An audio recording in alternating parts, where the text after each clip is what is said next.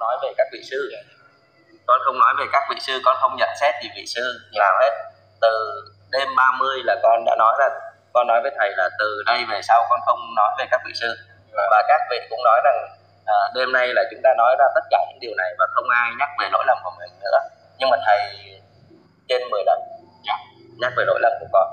Các vị sư khác thì liên tục tố giác con trên mạng xã hội. Nhắc cái đề đích gì? Thì con cũng không biết được mục đích gì. Điều này phải hỏi thầy và các vị sư phụ.